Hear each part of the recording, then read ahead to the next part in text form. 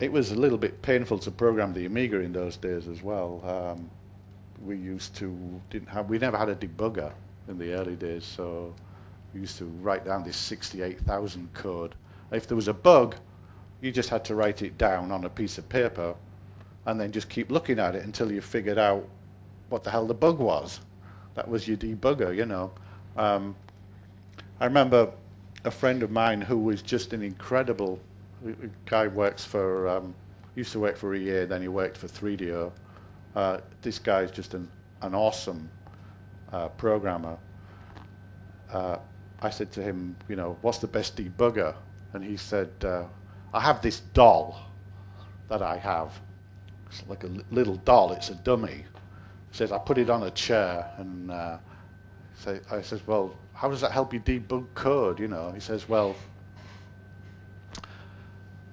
I explained to this little doll, this dummy, you know, what the problem is, or what's happening with the code and why it doesn't work. And by the time I do it, and I've explained to this dummy who doesn't know much, by the time I actually explain it, I generally figure out what the problem is. So, you know, that's it's an interesting way of trying to debug code.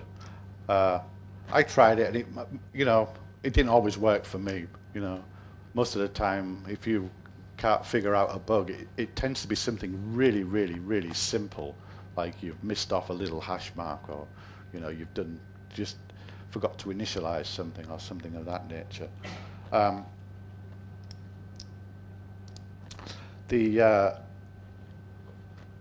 Anyway, I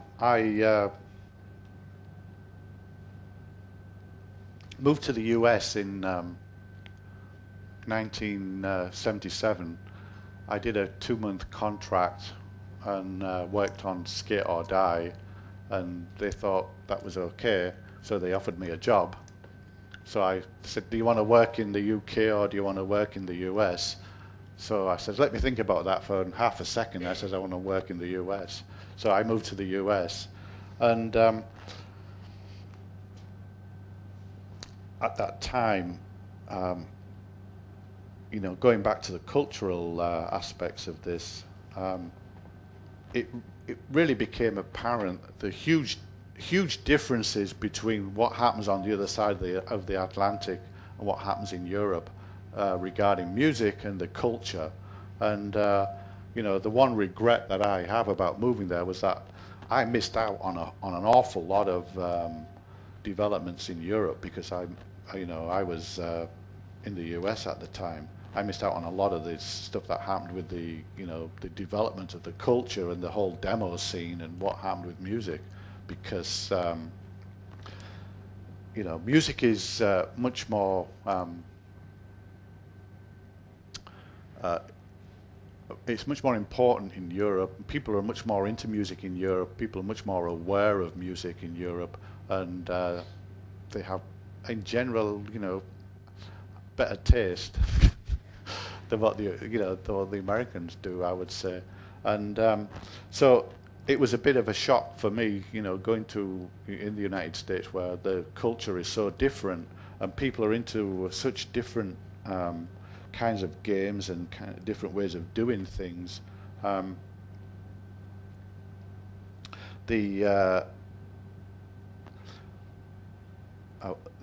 have to become very aware of what goes on over there.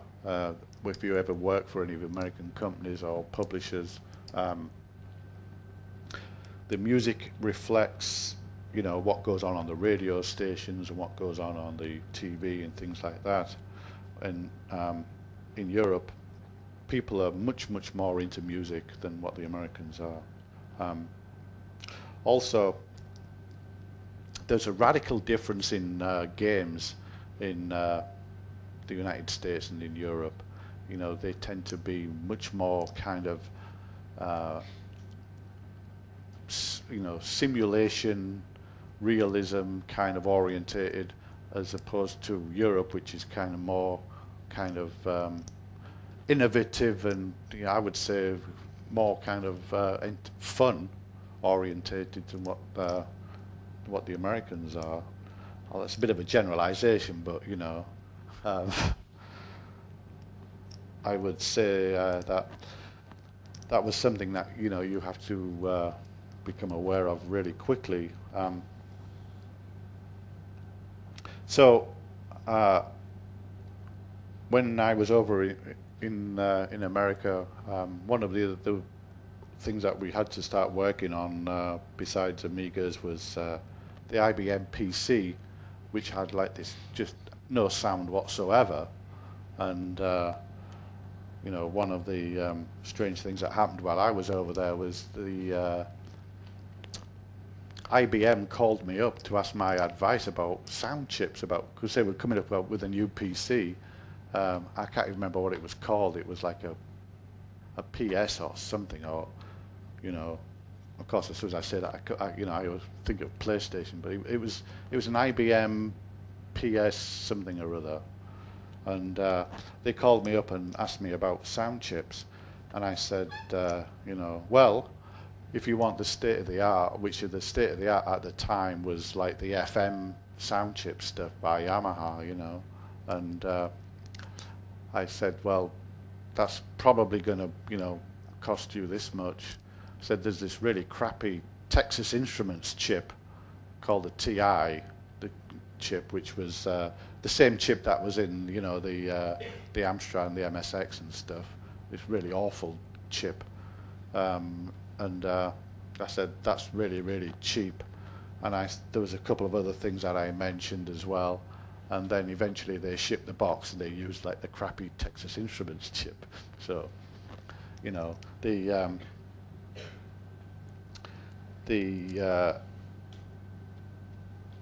audio that the hardware of the game machines and computers was running, to my estimate, about 5 to 10 years behind of what was happening in the music industry.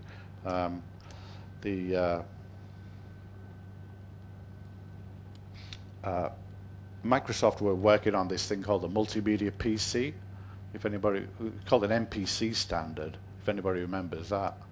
That was happening at that time, and the early sound cards started to be developed for the PC. There was a thing called the FBO1 and then an AdLib card, which was a 2-op FM chip. And then there was a thing called an MT32 started to be around on the PC, which was a precursor to the sound canvas. One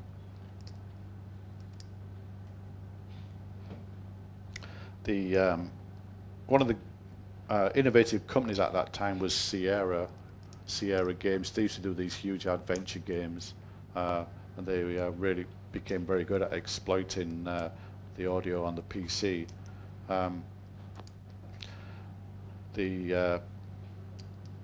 One of my friends left to join Microsoft, and he offered me a job at Microsoft back in 1990, and at the time I looked at what they thought of the IBM PC, and I thought, hang on, you have like a piezo speaker, you have one interrupt.